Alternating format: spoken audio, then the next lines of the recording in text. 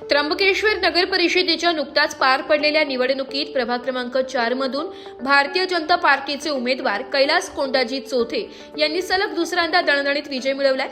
नागरिकांनी त्यांच्यावर पुन्हा एकदा विश्वास दाखवत त्यांना मोठ्या मताधिक्याने विजय केलाय। या प्रभागात कैलास चोथे यांच्या नेतृत्वाखालील भाजप पॅनलला मतदारांचा उत्स्फूर्त प्रतिसाद मिळालाय। विशेष म्हणजे त्यांच्या पॅनलमधील अतिशय कमी वयाच्या उमेदवार ललिता कैलास झोले यांनीही विजय मिळवत नगर परिषदेवर आपले नाव कोरले।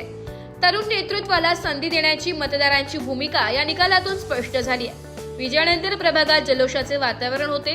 कार्यकर्ते व समर्थकांनी फटाक्यांची आतिषबाजी करत आनंद व्यक्त केलाय। विजयाचे श्रेय कैलास चोथे यांनी प्रभागातील सर्व मतदार कार्यकर्ते आणि पक्षाच्या नेतृत्वाला दिले असून आगामी काळात प्रभागाच्या सर्वांगीण विकासासाठी प्राधान्याने काम करण्याचा निर्धार त्यांनी व्यक्त केलाय।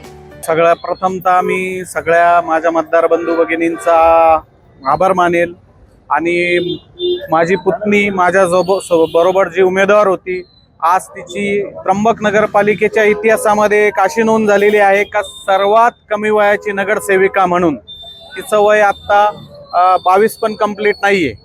त्याच्यामुळं सर्वांनी जो आमच्यावरती विश्वास टाकला आहे त्याचं पूर्णत्वाला नेऊ। या ठिकाणी आपण उल्लेख केला की सर्वात तरुण उमेदवार म्हणून या ठिकाणी त्या निवडून आल्या, तर तरुणांकडे बघण्यासाठी तरुणांनी याकडे कसं बघितलं पाहिजे की तरुणांना याचा जास्तीत जास्त कसा फायदा होईल?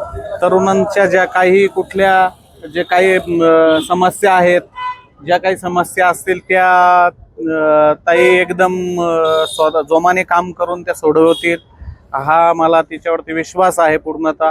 त्याच्यामुळं त्याची भाजपाने उमेदवारी पण त्यांनी फायनल केलेली होती। माझं नाव ललिता कैलास झोले।